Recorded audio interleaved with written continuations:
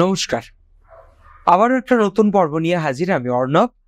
আর আমার সঙ্গে যিনি রয়েছেন আপনাদের খুব কাছের মানুষ, খুব প্রিয় মানুষ, যার কথা শোনার জন্য, যার দেখানো পথে চলার জন্য আপনারা অধীর আগ্রহে বসে থাকেন। আমাদের সঙ্গে রয়েছেন শান্তনুদা। শান্তনুদে নমস্কার জানাই সকলকে। শান্তনুদা, আমরা তো এক এক দিন এক একটা বিষয় নিয়ে আলোচনা করি। কখনো পজিটিভ দিক নিয়ে আলোচনা করি, কোনো রাহু বা কেতু তার কী কী পজিটিভ দিক সেগুলো নিয়ে আমরা আলোচনা করি, বা এদের প্রভাবে আমাদের জীবনে কী কী পরিবর্তন ঘটতে পারে, কী কী প্রতিকার পেতে পারি, আমরা সেগুলো নিয়ে আলোচনা করি। আজকে যে বিষয়টা নিয়ে আমরা আলোচনা করব সেটা হলো কেতু। কেতুকে নিয়ে আমরা অনেক সময় দুশ্চিন্তা করি। তো কেতুর প্রকোপে যদি মানুষ পড়ে তখন তার প্রফেশনাল ফিল্ডে তার কি প্রভাব পড়তে পারে সেটা একটু জানবো। দেখো, কেতু মানেই হচ্ছে কনফিউশন। তো কেতুর প্রভাব যদি পড়ে তাহলে কনফিউশন সৃষ্টি হতে পারে। প্রথমে আমরা নেগেটিভিটি দিয়ে আজকে শুরু করছি। কেতুর তো মাথা নেই, অর্থাৎ এই পঞ্চ ইন্দ্রিয়ের যে প্রভাব সেটা কিছুটা কমবে। পারফেকশন সেটা কমতে দেখতে পাওয়া যাবে। প্রত্যেকটা কাজের মধ্যে যে নিখুঁত একটা ব্যাপার থাকে, একটা সেন্স অফ পারফেকশন, কেতুর প্রভাব পড়লেই সেই পারফেকশন কিন্তু কমতে দেখতে পাওয়া যায়। এবার যদি কিছু স্পেশাল দিকে আমরা ভাবি, যখন আলটিমেট পারফেকশনে আসবো, যখন আমার উপরে আমার পঞ্চ ইন্দ্রিয়ের কোনো প্রভাব নেই, যখন আমি একদম purest form of my thought সেখানে গিয়ে কাজটা করতে চাইছি, যেটা আমার আলটিমেট পারফেকশন, যেটাকে বাহ্যিক দিক থেকে কোনো কিছুই প্রভাবিত করতে পারে না, তখন আমি পাবো কেতুর সাপোর্ট। আমাদের কুণ্ডলিগুলিকে নির্দেশ করে আমাদের যে সপ্তচক্র রয়েছে, মূলাধার থেকে শুরু করে সহস্রার পর্যন্ত, এদেরকে ইন্ডিকেট করে কেতু।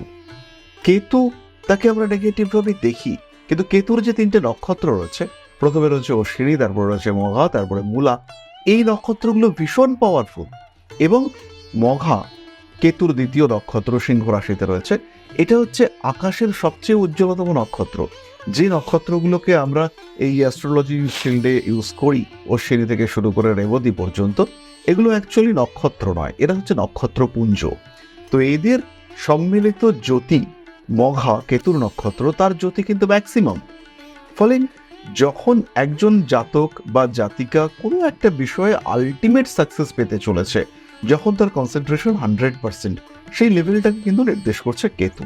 যখন একজন মানুষ সাধনা করতে চাইছেন, যখন একজন মানুষ সম্মোহন বিদ্যা রপ্ত করতে চাইছেন, যখন কেউ একটা গোপন বিদ্যা রপ্ত করতে চাইছেন, কেউ একজন অ্যাস্ট্রোলজি শিখতে চাইছেন, কেউ হিলিং করতে চাইছেন, সেটা প্রাণিক হিলিং হতে পারে, এঞ্জেল হিলিং হতে পারে, রেকি হতে পারে, সেই হিলিং প্রসেসটাকে যিনি অ্যাডপ্ট করতে চাইছেন, সবাই হিলিং শিখছে কিন্তু দুজন হিল করতে পারছে, এই দুজনের উপরে কেতুর প্রভাব থাকবে।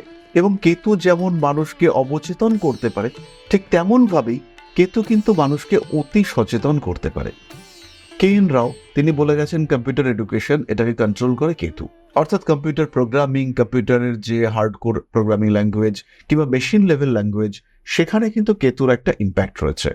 ফলে যখনই আমরা কোনো একটা প্রফেশন যেখানে ডেডিকেশন রয়েছে 100%, সেখানে কিন্তু কেতুর একটা কানেকশন দেখতে পাবো। কোনো দিকে মন যাচ্ছে না, কোনো দিকে চোখ যাচ্ছে না। যেমন ঘোড়া যখন চলে, ঘোড়ার চোখের পাশে এরকম দুটো গার্ড লাগিয়ে দেওয়া হয় যাতে এদিকে ওদিকে ঘোড়ার চোখ না যায়। এক্ষেত্রে কেতু কিন্তু এক্স্যাক্টলি সেই কাজটাই করে। যেটা আমার কাজ, সেটা বাদ দিয়ে আর কোনো দিকে আমার নজর নেই, এই ব্যাপারটাকেই কন্ট্রোল করে কেতু। এই জায়গাটাই কেতুর নিয়ন্ত্রণে রয়েছে। সুতরাং যে কোনো পেশা, সেই পেশাতে যখন কোনো একটা সাবকনশিয়াস কন্ট্রোল দরকার, দুটো টিম রয়েছে, একজন কন্ট্রোল করছে আর একজন কাজ করছে। এই ফার্স্ট টিমের চিন্তা ভাবনা সেকেন্ড টিমের কাছে গোপন, এই গোপনীয়তা এটাকে কন্ট্রোল করছে কেতু। কোনো একটা শাস্ত্র, তার মধ্যে একটা হিডেন পার্ট রয়েছে, পড়তে পড়তে পড়তে পড়তে খুঁজে বার করলাম ওইটা, এই যে হিডেন পার্টটা, এই হিডেন পার্টটাকে কন্ট্রোল করছে কেতু। তো সুতরাং যে কোনো জায়গা যেখানে মানসিক শক্তি কাজে লাগছে, যেখানে অবচেতন মনের শক্তিকে কাজে লাগিয়ে আমি কিছু একটা আউটপুট বার করার চেষ্টা করছি, সেখানে কিন্তু কেতুর ইম্প্যাক্ট থাকছেই, প্রবলভাবে থাকছে। সুতরাং প্রফেশন যদি গোপন হয়, কিংবা প্রফেশনে যদি কোনো একটা হিডেন পার্ট থাকে, কিংবা বিদ্যাটাই যদি গুপ্ত বিদ্যা হয়, সেই ক্ষেত্রে কেতু ছাড়া গতি নেই। এরপর যে বিষয়টা একটু জানতে চাইবো, রাহু এবং কেতুর সঞ্চার হতে চলেছে আমরা জানি, কুম্ভ রাশির ওপর তার কি প্রভাব পড়বে, মানে কুম্ভ রাশির জাতক জাতিকারা কি সাফার করবেন? কুম্ভ রাশি বা লগ্নের মানুষদের জন্য একদিকে তো 7.5 চলছে, কালপুরুষের একাদশ রাশি, সেখানে রাহু আসছে, বায়ুতত্ত্বের রাশি কুম্ভ, রাহুর ইম্প্যাক্ট অনেকটাই বেশি কুম্ভ রাশিতে।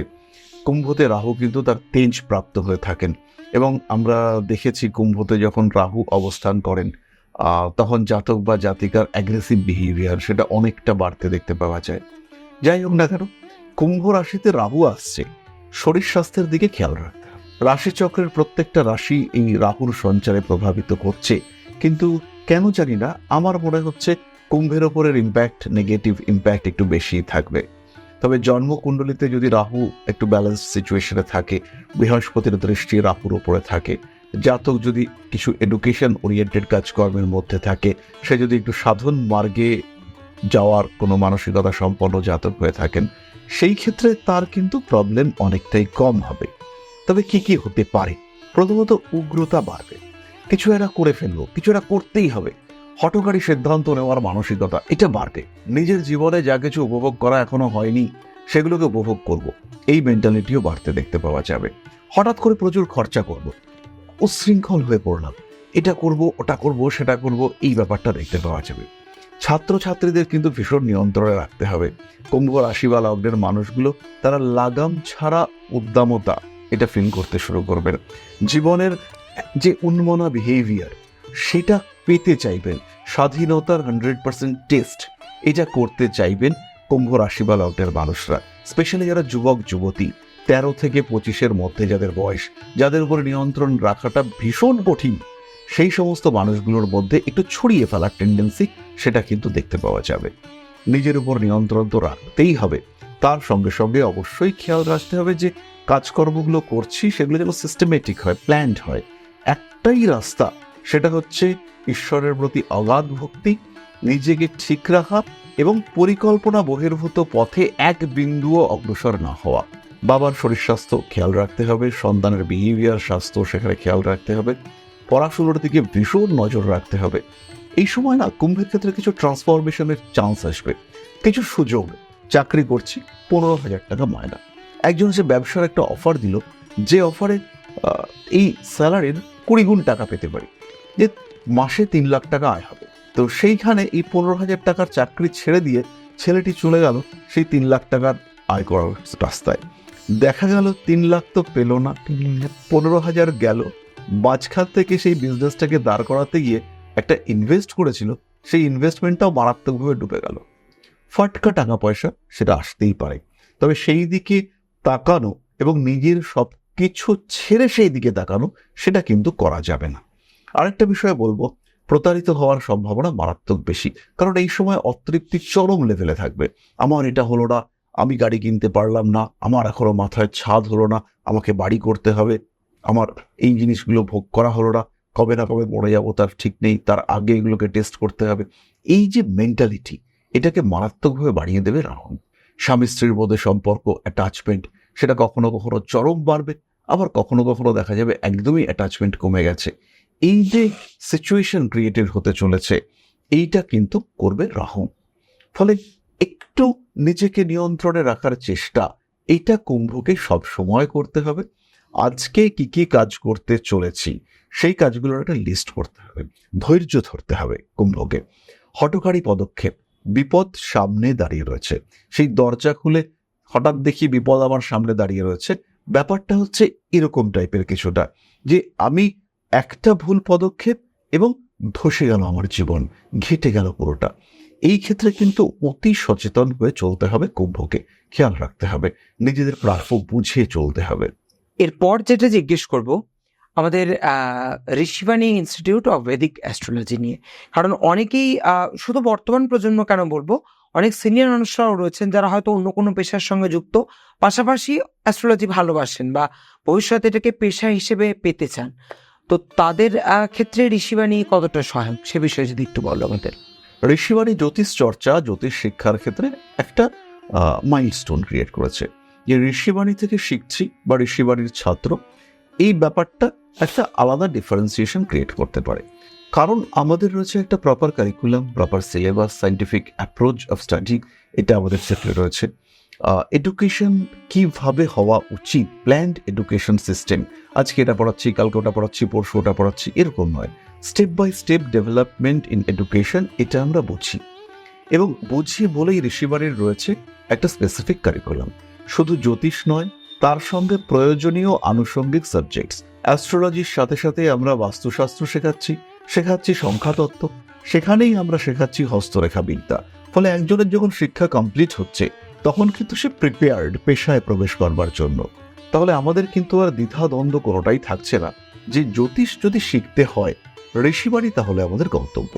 সার্টিফিকেশন, ভেরিফিকেশন সমস্তটাই টোটালি সায়েন্টিফিক প্রসেস, এবং সেখানে যখন কেউ শিখছে 4টে সেমিস্টার, 4টে কোর্স, 4টে সাবজেক্ট এবং 4টে সার্টিফিকেশন। ফলে শেখা এবং শেখার পরবর্তী পর্যায়ে সেটার ফুল সাপোর্ট, ব্যাকআপ সেটা কিন্তু সেই জাতক পাচ্ছে। ফলে তার শেখাটা অনেক সহজ হয়ে উঠছে, দুশ্চিন্তা মুক্ত হয়ে সে শিখতে পারছে এবং শিখবার পরে প্রফেশনাল সাপোর্ট যেটা দরকার সেটাও আমরা তাদেরকে দিচ্ছি।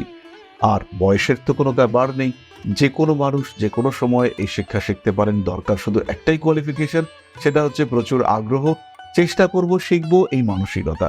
তাহলে শিক্ষা সম্পূর্ণ হবে এবং 2 বছর পরে আপনি প্র্যাকটিসিং অ্যাস্ট্রোলজার, আপনার জীবন, আপনার চিন্তা ভাবনা সবটাই পরিবর্তিত হবে এবং এই পরিবর্তনের সাক্ষী হয়ে আপনার প্রত্যেকটি পদক্ষেপে পায়ে পা মিলিয়ে চলবে ঋষিবাণী পরিবার, থাকবে আপনার সাথে। পাশাপাশি শান্তনুদাকেও কিন্তু আপনারা যখনই প্রয়োজন পড়বে, যে আপনাদের মনে হচ্ছে এবার পরামর্শ নেওয়া দরকার, কনসাল্ট করা দরকার, আপনারা কিন্তু অবশ্যই কনসাল্ট করতে পারেন। তার জন্য যেই ফোন নাম্বারটা দেওয়া রয়েছে স্ক্রিনে আপনারা দেখতে পাচ্ছেন, সেই নাম্বারে অবশ্যই যোগাযোগ করুন। যোগাযোগ করলে আপনারা অবশ্যই অ্যাপয়েন্টমেন্ট পেয়ে যাবেন। এবং শুধুমাত্র কিন্তু কলকাতার দমদম বা কালীঘাটেই নয়, এখন কিন্তু দুর্গাপুরের মানুষরাও মে মাস থেকে ওনাকে ইচ্ছে করলে অ্যাপয়েন্টমেন্ট নিতে পারবেন এবং তাদের সমস্যার সমাধানও পেয়ে যাবেন, প্রতিকারের রাস্তা খুঁজে পাবেন। তার জন্য সেই একটাই কাজ করতে হবে। সবার প্রথম কাজ হচ্ছে ভিডিওটা দেখতে হবে এবং ভিডিওতে যে ফোন নাম্বারটা যাচ্ছে সেই ফোন নাম্বারটা ফোন করলে আপনারা এই বিষয়ে বিস্তারিত জেনে যাবেন। কিন্তু আজ সময় বলছে বিদায় নিতেই হবে, তাই আজ এখানেই শেষ করি। দেখা হবে আবারও আগামী দিনে কোনো নতুন বিষয় নিয়ে, আপনাদের নতুন কোনো প্রতিকারের রাস্তা নিয়ে উপস্থিত থাকবেন শান্তনুদের সহায়ক। তাহলে আজ আসি, ভালো থাকবেন সবাই, নমস্কার। নমস্কার সকলকে, জয় মা আদিশক্তি।